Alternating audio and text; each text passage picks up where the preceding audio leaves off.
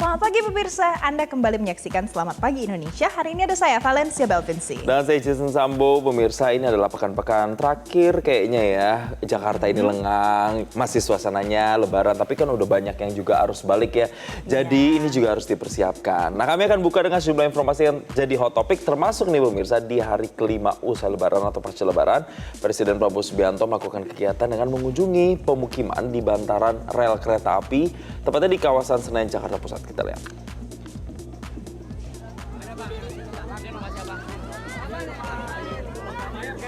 Jadi seperti biasa pemirsa, Presiden Prabowo Subianto didampingi oleh Sekretaris Kabinet Seskap Teddy Indrawijaya menyusuri pemukiman warga yang lokasinya sekitar 3 km dari pusat kota Jakarta. Dan Presiden terlihat dekat kemudian berbincang langsung dengan masyarakat yang lokasinya ada di kawasan bantaran rel kereta api. Nah, ini terlihat videonya. Di dalam video ini kalau dalam kunjungan Presiden menyerap aspirasi masyarakat. Kemudian Presiden Prabowo Subianto punya tekad untuk membangun hunian yang layak bagi masyarakat yang berdomisili di kawasan bantaran rel kereta api tersebut di kawasan Senen, Jakarta Pusat. Pengen gitu kalau masalah terharu lah. Hampir mau nangis dengernya, orang baru pertama kali ini datang ke sini. Kayaknya gimana gitu, seneng hati. Next pemirsa yang nggak kalah hangat Jason diperbincangkan karena ini jadi hajat hidup orang banyak. Harga minyak mentah dunia kembali naik dan harga minyak Brent kembali tembus di atas 100 USD per barel. Iya pemirsa, jadi harga minyak mentah dunia ini naik seiring Amerika Serikat dan Iran yang mengeluarkan pernyataan yang saling bertentangan terkait upaya untuk mengakhiri konflik yang telah menutup Selat Hormuz, yang kemudian ini menghambat produksi minyak mentah di sejumlah wilayah. Situasi terbaru juga mengakibatkan kekhawatiran akan krisis energi global. Sementara itu harga minyak Brent naik di atas $103 AS per barel setelah turun lebih dari 2% pada Rabu lalu. Sementara harga West Texas Intermediate ini berada di sekitar $91 AS per barel.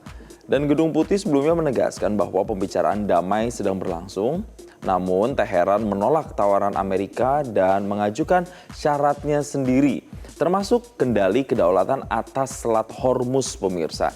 Ya, jadi inilah yang kemudian membuat dampaknya sejumlah negara, mungkin seperti Filipina kemarin ya, itu sudah bersiap-siap, banyak orang melakukan perjalanan secara mandiri, jalan kaki ke kantor begitu pemirsa ya, karena mengantisipasi kelangkaan bahan bakar minyak yang ada di sana.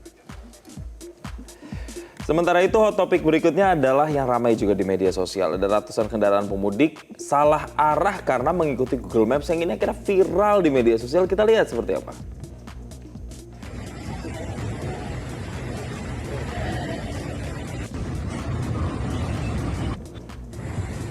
Nah, ini pemirsa, ramai kayak gini bukan berarti ada acara gitu ya Jason ya.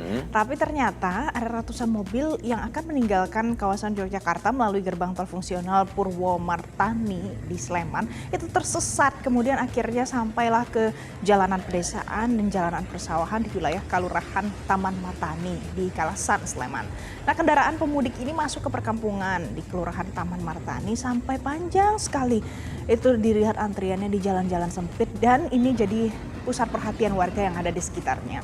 Warga berupaya untuk mengarahkan kendaraan-kendaraan ini supaya bisa kembali lagi ke jalan utama supaya di perkampungan tidak terjadi kepadatan kendaraan. Kendaraan para pemudik ini ternyata dugaannya ini akan menuju ke gerbang tol Taman Martani tujuan Jogja Solo. Kemudian akhirnya polisi mengimbau supaya para pengendara mengikuti rambu-rambu maupun petunjuk arah serta mengikuti peraturan lalu lintas. Kita akan nantikan apalagi ya kelanjutan dari cerita ini. Mudah-mudahan sampai ke kampung halaman ya. Ya, ke daerah tujuan setelah pulang dari kampung halaman kemarin ya. kan dari kampung halaman, sekarang mau balik lagi ke daerah asal. Betul. Gitu.